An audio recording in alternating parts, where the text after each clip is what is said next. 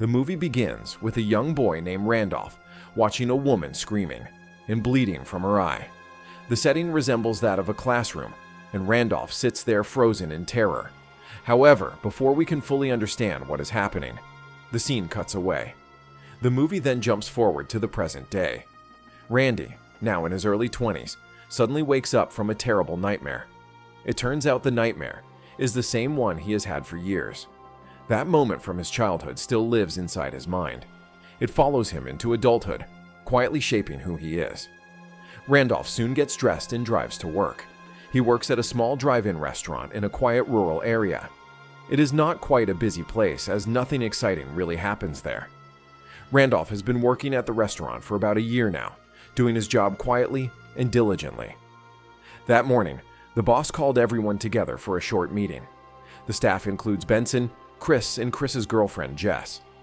Jess is overly affectionate with Chris and flirts with him even when they are supposed to be working. Chris himself is loud, rude, and careless. He doesn't take his job seriously and enjoys pushing others around. When the meeting ends, the boss asks Randolph to stay behind for a moment. The boss tells him that he has noticed how responsible and well-behaved he is. Because of this, the boss offers him a promotion that could see him become a manager at another restaurant. It is a big step forward and a chance to move up in life. But instead of smiling or acting excited, Randolph looks uncomfortable. He does not know what to say. The boss notices this and tells him not to rush the decision. He advises him to take his time and think about whether he is really ready for such responsibility. After that, he returns to work, and Chris starts bothering him. He mocks him and pushes him around, just like he always does. But Randolph does not fight back. He never does. Not long after, Chris and Jess continue flirting openly, not caring who sees them. Randolph becomes very uncomfortable, and after a while, he finally summons courage and asks them to stop. This makes Chris very angry, and he grabs an old rotten burger and forces Randolph to eat it, all the while enjoying the power he has over him. At this point, you have to ask yourself, is Randolph surviving his life or letting it happen to him? While this is happening, Benson is nearby, silently mopping the floor. He has been watching the whole thing, and after a while, he couldn't stay put anymore. He steps in and tells Chris to stop, but Chris insults him and warns him to mind his own business. Unknown to Chris, he has just picked a fight with the worst person on earth to do so with. Almost immediately, Benson's face goes cold, but he doesn't shout. Instead, he calmly walks outside to his car. And a few moments later, he comes back inside holding a shotgun. Without hesitation, he fires at Chris, killing him instantly. Jess screams wildly, and the boss rushes in. He sees the chaos Benson has unleashed and tries to run, but Benson shoots him too, and he dies on the spot. Jess is still screaming, unable to move, and Benson turns the gun toward her and kills her too. Randolph stands there, completely frozen. He watches as everything falls apart in front of him. When Benson turns the gun toward Randy, he doesn't try to run, he just stands there completely stunned. However, Benson does not shoot him. Instead, he forces him to help clean up the mess. Together, they drag the bodies into the meat room, and Benson locks the restaurant doors. Randolph follows every order without question, knowing fully well that one wrong move could cost him his life. Benson drives away with Randolph sitting silently beside him. Randolph has no idea where they are going. Neither does he understand why he was spared. Benson calmly tells him that by the time the police find the bodies, they will already be far away. Benson talks like nothing serious has happened. His voice is too calm for comfort, like someone with no emotions. After a while, they stop at a burger place for breakfast. While eating, he finally explains why he kept Randolph alive. He says he has been watching Randolph for a long time and noticed how quiet he is and never stands up for himself. Benson says he wants to teach Randolph how to become stronger and make his own choices instead of always letting others decide for him. In Benson's twisted mind, fear is a tool. He believes that putting someone through extreme situations will fix them. This is where the movie quietly asks something uncomfortable. Can fear actually change someone, or does it only break them?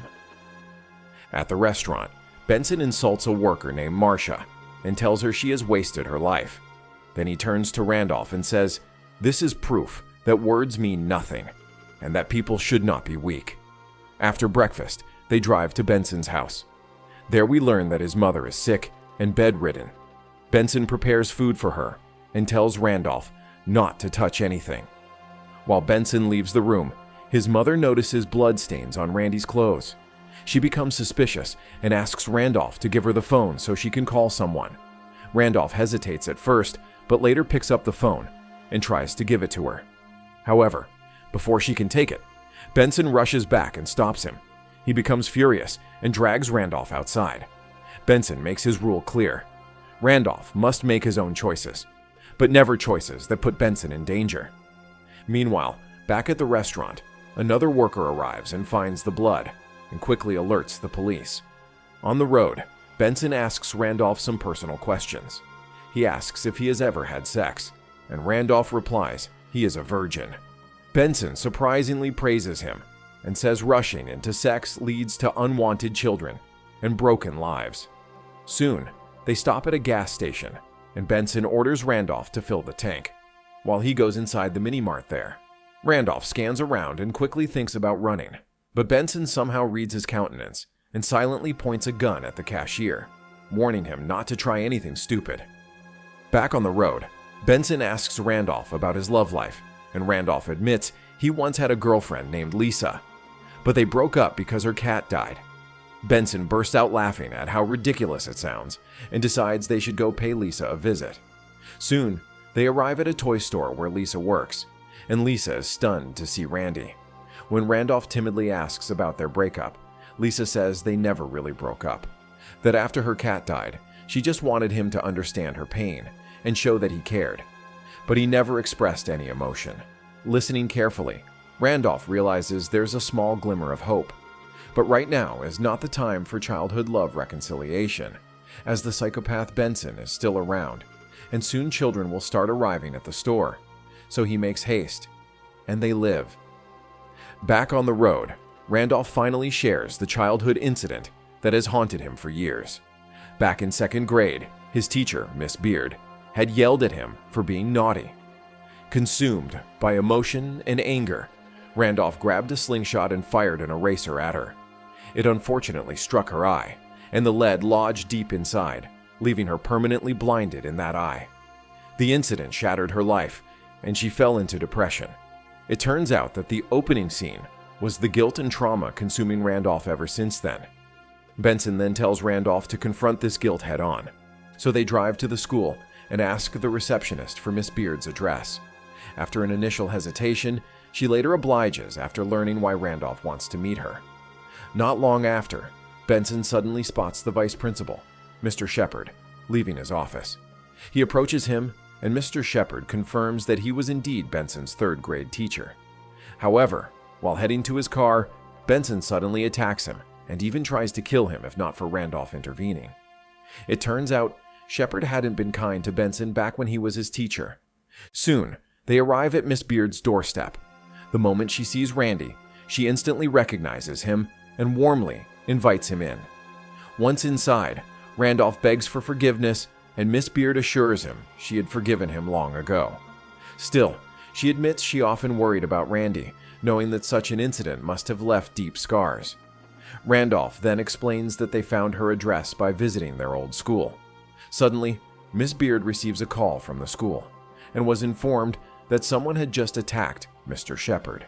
Her suspicion grows, especially when she notices blood smeared across Benson's hands. Suddenly, Benson loses control and points a gun at her, but Randolph intervenes once again.